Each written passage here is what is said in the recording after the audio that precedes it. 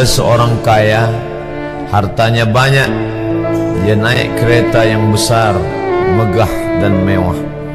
Dalam perjalanan dia tengok ke sebelah kanan ada tanaman padi sawah yang menghijau. Di tengah sawah, suami sudah menunggu makanan siang tiba. Apa kata orang kaya dalam kereta? Oh, bahagianya petani. Di tengah perutnya lapar, istri dan anaknya datang. Makanan tiba pada waktunya. Air minum dapat menghilang dahaga. Lapar hilang, rindu pun sirna, karena istri dan anak ada di sekitar dia. Bahagianya menjadi petani, kata orang kaya dalam kereta.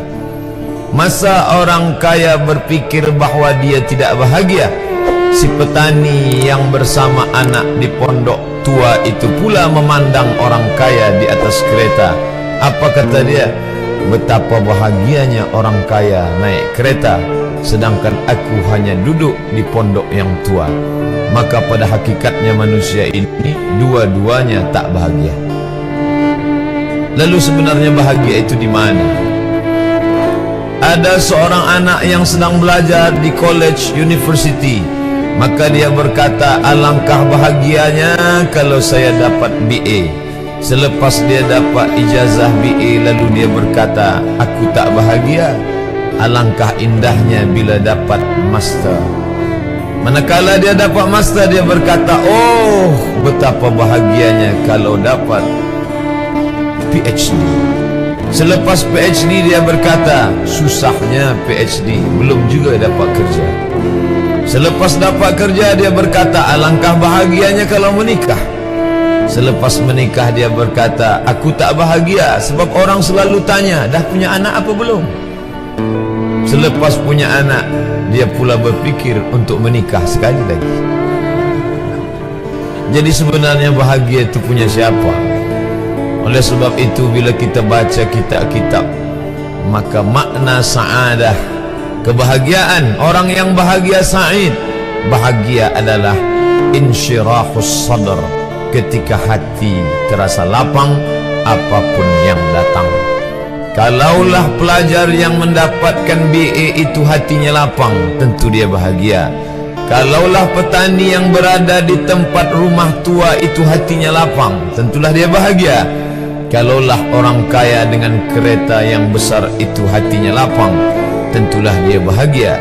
Itulah mengapa Musa alaihi salam di tengah kesusahan hatinya akan melawan ayah angkat bernama Fir'aun. Dia minta hati yang lapang. Kita semua baca doa itu, Rabbi syrahli, lapangkan dada. Itulah mengapa kakinya pecah berdarah, giginya patah, pelipisnya pecah meneteskan darah, tapi dia tersenyum bahagia kerana hatinya lapang. Allah sudah lapangkan hatinya. Apa kata Allah untuk dia? Alam nashrah laka sadrak.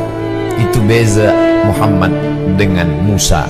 Musa meminta, Rabbi shrah li sadri wa yassir li amri wahlul 'uqdatam min lisani yafqahu qawli.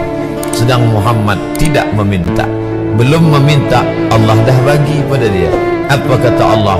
Alam nashrah laka sadrak wa wada'na anka wizrak alladhi anqadha dhahrak wa rafa'na laka dhikrak. Bila kau dalam keadaan susah, dua kali Allah ulang, fa inna ma'al usri yusra, inna ma'al usri yusra. Hati lapang itulah yang membuat Haji Abdul Malik Karim Amrullah Buya Hamka tersenyum di dalam penjara. Penanya berjalan perlahan tapi pasti, maka keluarlah tafsir Al-Azhar.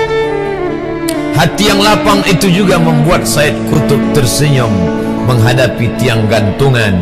Walaupun dipenjara oleh Gamal Abdul Nasir, tapi sebelum kematiannya sempat pula menulis tafsir Fi Zilalil Quran, di bawah naungan bayang-bayang Al-Quran. Apa kata Said Qutb dalam muqaddimahnya? Al-hayatu fi zilalil Quran ni'mah. Hidup di bawah naungan bayang-bayang Al-Quran itu nikmat. la ya'rifuha illa man zaqaha. Tidak ada yang boleh mengetahuinya kecuali orang yang pernah merasakannya.